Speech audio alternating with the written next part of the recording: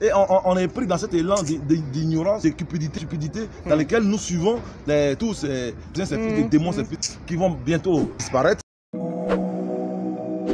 Mais ce ne sont pas les hommes blancs qui vont diriger le monde. Ce sera les femmes, les personnes de couleur, et les hommes blancs vont connaître des temps difficiles.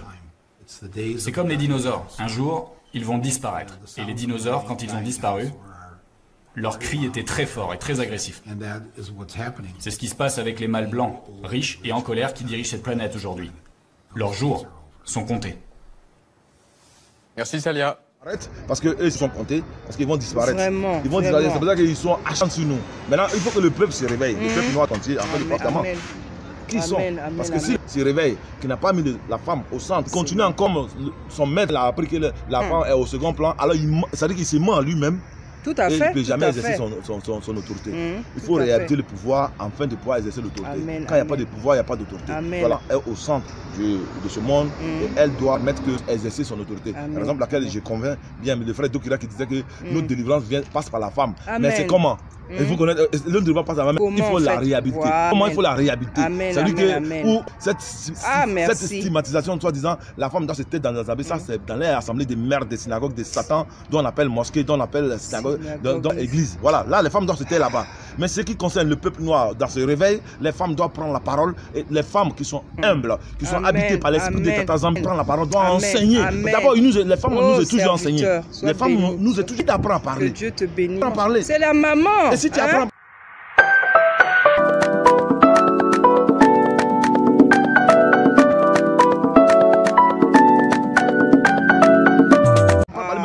tu sais parler, tu lui dis qu'est-ce que c'est thèse?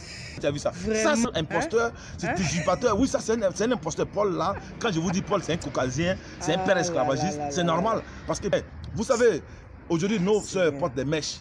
Nos soeurs portent des mèches. Vous savez, elles se listent chez vous. Vous savez à quelle année ça a commencé? C'est en 1785. La loi Tillon.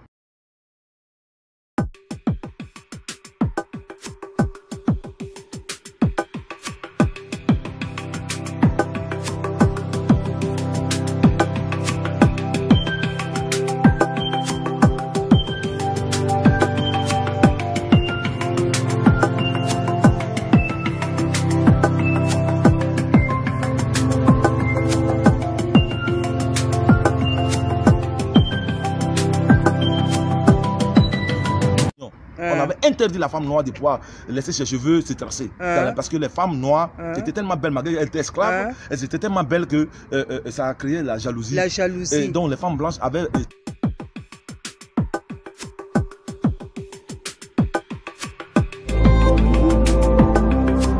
Mais il faut connaître tout ça. Tu vois, ça c'est des choses que tous les Africains doivent connaître. C'est ça qu'il faut chercher. Qu'est-ce qu'il est écrit? Cherchez, vous trouverez. Demandez, l'homme vous donnera. Frappez, l'homme vous ouvrira. Mais si vous ne cherchez pas, vous passez votre temps à regarder Prison Break, vous passez votre temps à regarder, comment on appelle, Koh-Lanta ou ces choses-là. C'est pour vous distraire. Vraiment. Il faut aller chercher les origines. C'est eux-mêmes qui ont écrit ça. Et là, tout est là en fait. Le problème, tout est là. On peut faire des prières, on peut faire des actions de grâce, on peut faire. Il faut réhabiliter la femme noire au centre du foyer. Il faut réhabiliter la femme noire. Au fait, je vous explique. La femme, elle a le pouvoir.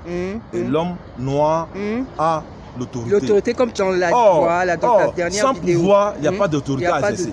Ok, merci. Les deux sont. Mais si on inverse, d'accord. C'est logique. Parce que dans ce monde, mais c'est pour ça que moi qui m'enseigne. Regardez les États, regardez les mondes dans lesquels nous sommes. S'il n'y a pas de pouvoir, est-ce qu'il y a une autorité? Pas du tout, pas du tout. Mais voilà. En fait, c'est logique, quoi. Mais parce que c'est quand est-ce que la femme retrouve son pouvoir, alors l'homme peut exercer son autorité. Mais tant que la femme n'a pas son pouvoir, l'homme ne peut pas exercer son autorité. Et donc l'homme rentre dans la barbarie. Voilà. Et le monde, on dit même que derrière un grand homme, comment on dit ça? Derrière un grand homme, il y a une grande femme, non? Ça c'est une utopie, ça c'est même pas des trucs qu'il faut dire. Il faut bon? Oui, c'est même pas dit ça. Parce que si tu dis ça, tu suis la logique de dire que nous sommes patriarcats. Oh, c'est derrière une grande femme, il y a un grand homme. Il y a un grand homme. Parce que c'est la femme qui d'accord. Voilà. Amen. Merci de m'avoir corrigé. J'ai dit bien une chose. Je dis bien, laissez tout le peuple, le reste des peuples. Le reste des peuples peut être patriarcat. Parce que ce patriarcat, c'est pas pour nous. Nous sommes le peuple noir. Si tu as la peau noire, c'est matriarcat. Amen, amen, amen. Et c'est nous qui avons inventé la parole. C'est pour ça que tout le monde entier dit la langue maternelle. Ok. Mais c'est ça. C'est la question que je me... Une question se pose. Moi, je veux que vous réfléchissiez à vos têtes. Qui apprend l'enfant à parler? Mais c'est la maman, serviteur. Ah bon? Hein? C'est la maman? Ah ben pourquoi on ne dit pas la langue paternelle? Le père qui se tape la porte toujours, c'est moi. Pourquoi on ne dit pas la langue paternelle? Parce que la vie est dans la femme. C'est la femme qui apprend l'homme. Et ce monde a été, depuis que l'esclavage a commencé, le monde a été arrêté. L'éducation de ce monde a été arrêtée. Pourquoi? Parce que les choses ont été déplacées. Parce que la femme noire, qui était censée apporter cette lumière de la connaissance à sa créature, a été stoppée. C'est-à-dire que l'ennemi, quand le péché est rentré, quand nous avons été déchus par les créateurs, alors, quand ces ennemis sont venus, la première des choses à faire, c'est pour ça que vous allez voir, dans toutes les guerres, ils font, quelles sont les plus grandes victimes sur les femmes? Il faut violer, il faut traumatiser la femme. Quand la femme elle est traumatisée, alors on peut, la vie, on la maîtrise et on peut faire tout et n'importe quoi. C'est pour ça que dans les crimes de guerre, tu vas voir, les femmes sont violées, les femmes... C'est fait, parce que qui enseigne ça? Ça, c'est nos ennemis. Quand ils sont venus à Katiopa, c'est ce qu'ils faisaient. Ils violaient les femmes. C'est révoltant. Hein? Mais c'est ça la connaissance. Ça révolte. Mais c'est ça. Un peuple ne peut pas faire. Tu ne peux pas construire un avenir sans passer par ton passé. Que le Seigneur te bénisse, serviteur. Tu ne peux pas construire ton avenir sans passer par ton passé. Et d'autres personnes vont dire non, écoute, ça c'est déjà passé. Ah bon? C'est passé? Mais si c'est passé dans ce cas contraire, donc il n'y a pas d'histoire. Et un peuple sans histoire est un peuple perdu. Et il n'y a que le peuple noir qui n'a pas d'histoire qui sont perdus. Vraiment. Et nous sommes en train à raconter les livres de Maccabée, les livres de Machin. Ça ne veut rien dire. Revenons à la nature. Les choses, même la nature nous enseigne ce qui est vrai et ce qui est logique et ce qui est censé. Nous devons réfléchir à nos têtes. La femme noire doit être au centre de toutes choses. Et l'homme caucasien est venu traumatiser nos mamans. Et aujourd'hui encore, nous on continue de la traumatiser encore au travers de ces écritures qu'on nous a laissées. Parce que le cerveau est gaspillé. Parce qu'on continue encore de traumatiser nos mamans, soit disant non, elle doit se taire dans les assemblées. Comment tu peux dire la vie en cas de se taire? En tout cas, moi, la dernière vidéo que j'ai faite serviteur, bon, je suis pas... en tout cas, je me suis pas retenu. Comment est-ce qu'on peut dire à la vie tais-toi? Bon, quand tu dis la vie tais-toi, il n'y a plus de vie. Et donc nous vivons dans l'anarchie. Donc ne vous étonnez pas que nous vivons dans ce monde. Dans la Bible, serviteur, les femmes, là, Samuel, c'est quand elles étaient enceintes, c'est toujours à elles que le Seigneur venait parler. Je me suis toujours posé la question. Une question se pose, écoute-moi bien. Pourquoi est-ce que on dit Dieu a créé l'homme à son image, à sa ressemblance et à toutes choses? Bon, d'abord, dans la Bible, il y a deux créations. À ça, je vais venir, je vais faire un enseignement là-dessus. Il y a deux créations. Amen, amen, amen. Et après, je vais faire cet enseignement. Mais je pose une question. Merci, Seigneur. Comment ça se fait? Et que Dieu a créé la femme et l'homme à son image, à sa ressemblance. Mais quand on fait le recensement des hommes, de la nature des êtres humains, la femme n'est pas aidante. Vous voyez déjà, on ne peut pas l'exclusion de la femme depuis la Genèse. L'exclusion de la femme déjà, parce qu'il faut écarter la vie aussi longtemps possible. Mais ayez l'esprit de la connaissance. Mais réveillez-vous. Les cerveaux se sont gaspillés, serviteurs. Les cerveaux sont gaspillés. Parce que vous avez votre certificat d'académie d'aliénation là, parce que vous avez toute la connaissance. Ça, c'est vraiment un certificat d'aliénation. Certificat d'académie d'aliénation. Et vous avez j'ai doctorat. Mais ça ne veut rien dire. Regardez la nature. Amen, amen, amen, amen, amen. Qui va, il dit à Ève, ah ben puisque tu as péché, eh ben, j'augmenterai les jours de tes grossesses. Mais est-ce qu'avant il lui a dit que comme si tu n'as pas péché, tes jours seront moins longs? Il n'a pas dit ça, c'est nulle part écrit. On nous dit que la parole de Dieu c'est précepte par précepte. Amen, où est cette précepte donc qui dit que si tu ne pêches pas, voilà, tu vas accoucher sans douleur. Et tes jours seront très courts. Nulle part. C'est-à-dire que c'est quand elle pêche maintenant, alors en ce moment-là, il prend un décret. C'est comme les États actuels, là, comme la France, comme tous les pays de ce monde-là. Quand il y a un événement, ils prennent un décret, ils créent une loi. Mais ça, c'est un Dieu qui est limité. Il ne sait même pas que l'homme allait pécher.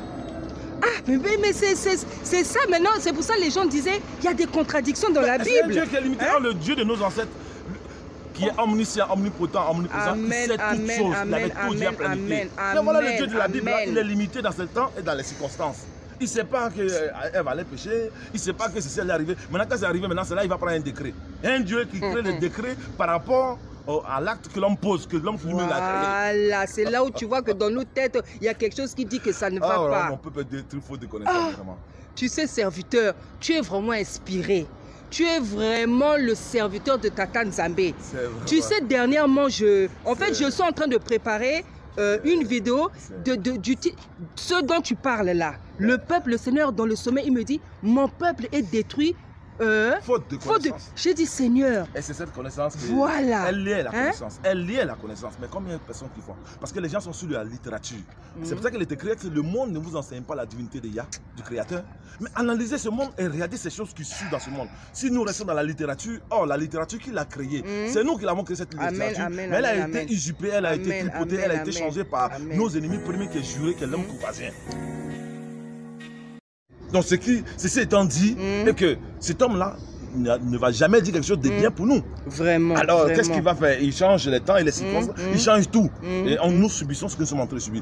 Quand est-ce le peuple noir reconnaîtra qu'ils sont le peuple de Dieu? Il y a des choses. Il y a des choses. Sans ça, vous pouvez être votre docteur, vous pouvez être votre apôtre, vous pouvez être votre révérend, vous pouvez vous attribuer les titres que vous voulez. Mais le peuple noir ne s'en sortira pas. Vraiment. C'est la Tant vérité, qu'on ne replace papa. pas la femme au centre de ce monde, au centre du foyer, ça dit que c'est zéro. C'est la raison pour laquelle que vous allez voir dans toutes les écritures, les femmes sont stigmatisées. Il faut éloigner la connaissance et le savoir loin possible. Oh, c'est la femme qui a ce dépôt de la connaissance. Amen, amen, amen. La femme a le dépôt de la connaissance, a le dépôt du savoir, elle a le dépôt de toutes choses. Et c'est la raison pour laquelle que personne ne peut contester ce que je suis en train de dire. Parce que l'humanité Mais papa, on dit... ce que tu dis, ça brûle en nous les femmes. Parce que c'est pour ça qu'on dit, quiconque qui va contester ce que je suis en train de dire, qui dise la langue paternelle. Le matriarcat, c'est pour le peuple noir. Le peuple noir tout entier n'a jamais été patriarcat. Le patriarcat nous a été imposé par les caucasiens. Parce que eux, qui sont frustrés de génération en génération, il fallait que la femme s'exhibe. Il faut qu'ils rendent la femme comme un objet social pour que lui il se réjouisse. Or nous, chez nous à Katiopa déjà, il y avait des reines, il y avait des princesses. On connaissait déjà le rôle de la femme dans la famille. Seigneur. La femme qui donne la vie, c'est la femme qui donne la vie. Et c'est elle qui apprend la vie. Alors comment est-ce que celui qui détient la vie, détient la vie exclut dans le monde dans lequel nous vivons, raison pour laquelle ce monde va de mal en pire. Parce que mais ce que tu dis là, c'est fort. Votre écriture de merde que vous appelez la Bible, soi-disant c'est la parole de la vérité, qui est une parole pour amener le peuple à l'aliénation, le peuple noir plutôt à l'aliénation chronique et à la constipation mentale, afin de pouvoir demeurer dans cette ignorance et cette ignominie qui dit que la Bible dit. La Bible dit quoi? La Bible dit quoi? La Bible dit quoi? Le Coran dit quoi? Hein? Vous faites des photocopies collées, vous ne partez pas chercher. Qu'est-ce que la nature enseigne? Regardez la nature elle-même. Elle enseigne la grandeur et la divinité. Nous sommes dans un monde qui crée, un monde créatif. Par exemple, aujourd'hui vous allez voir les chrétiens, ils sont feignants. Les serviteurs de Dieu sont feignants. Ils disent non, Dieu pourvoira à nos besoins. Et donc ils ne travaillent pas. Ils sont là, ils sont feignants. Or, ce Dieu que nous avons créé, est un Dieu créatif. Donc à chaque fois on doit faire quelque chose. Nous devons avoir l'invention. Nous devons créer. Et avant, nos parents étaient des savants, des créatures qui créaient des choses. Aujourd'hui, nous sommes des créatures, c'est-à-dire que feignants, vauriens. C'est-à-dire qu'on n'utilise plus notre intellect. Parce qu'on est programmé. Et on rejette la vie qui est dans l'esprit saint. Laisse-moi bien, puis m'enseigner, dit, regarde, ça correspond ça. Ça correspond à ça. Analyse par rapport à ça. C'est comme ça qu'il m'enseigne. C'est ce que j'aime dans le témoignage, c'est que quand tu m'as raconté que le Seigneur t'a emmené carrément dans la forêt pour te révéler, te parler. Ça, c'est. Je ne savais même pas que la forêt, pour moi, c'était la vie qui était chose. Depuis ce jour que j'ai commencé à aimer, parce que j'ai compris que c'est le cache des mystères. Le peuple du soleil, le peuple du pas. Ça détruit nos forêts. Il faut comprendre ça. Donc aujourd'hui, nous n'avons plus de grandes forêts. Pourquoi? Parce que l'ennemi sait que notre force vient de la forêt. Là. Donc il faut détruire la forêt. Il parle de reboisement, il parle de tout ça. Parce que lui n'en a pas. Reboisement. Comme si alors qu'on a des choses naturelles. Là, il a donné quelque chose encore. C'est quand il n'y en a pas, on reboise.